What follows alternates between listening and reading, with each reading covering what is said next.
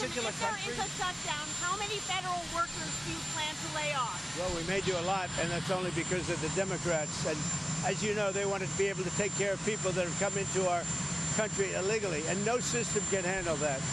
And so we're totally opposed on that. But we can't take it. We just can't do it. I'd love to do everybody. I'd love to do the whole world. But our country can't handle people that come into our country illegally. And they want to give them full health care benefits. They want to open the wall again. Can you believe it? I can't even believe it. They want to open the wall. They haven't taken away boys playing in women's sports. They haven't done that. Men playing in women's sports. It's like they don't change. They lost an election in a landslide, and they don't change. How long do you plan to give Hamas? How long do you plan to give Hamas to respond to the ceasefire proposal you put out? Well, we're going to do about 3 or 4 days. We'll see how it is.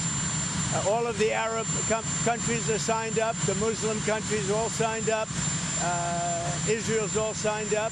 We're just waiting for Hamas. And Hamas is either going to be doing it or not. And if it's not, it's going to be a very sad end. Do you have a deadline? Mr. President, is there room to negotiate, or is this a take it or leave it deal?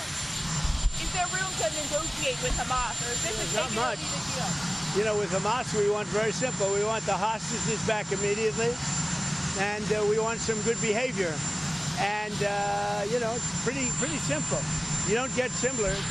Think of it. We've signed every country in the Middle East. This was like an impossible thing. It's never been done before.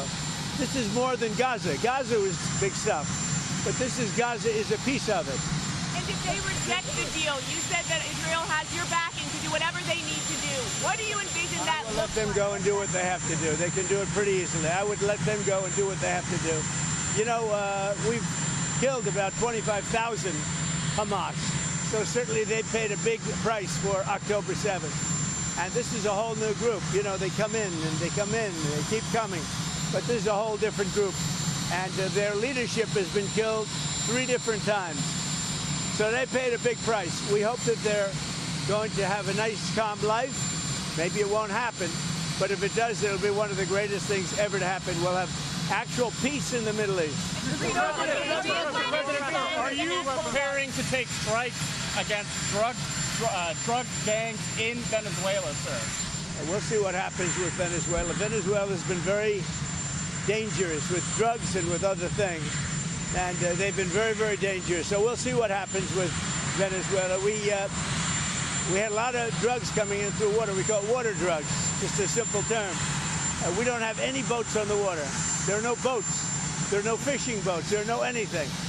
So we hit a number of boats. You probably saw that. And since we did that, we have absolutely no drugs coming into our country via water because it was lethal.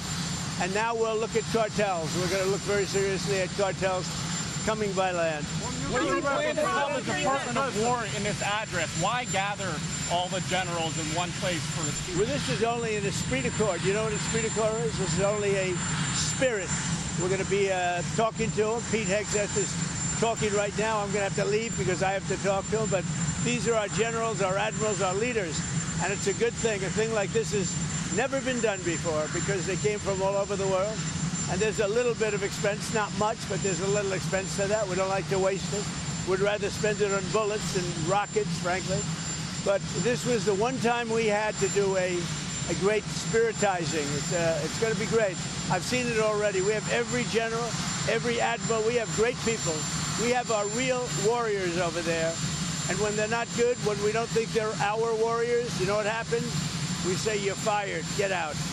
We had some real bad ones last time. You know, I rebuilt the military, the entire military. But I had a couple, and I had unbelievable people. To do that, you have to. But I had unbelievable people in there. But I also had some bad ones at the top, like Milley and Mattis and that Jesper. I called him too, always too late Jesper. He was horrible. So, but I learned because, you know, I was just in there and I put these people in. They were recommended by rhinos and others, and they're not good. What we have now is the best. But even despite that, I rebuilt the military in my first term. We had a great first term. We had the greatest economy ever, and it's being beaten by a lot this time. So I'm going over. I'm going to be meeting. I'm going to be meeting with generals and with admirals and with leaders. And if I don't like somebody, I'm going to fire them right on the spot.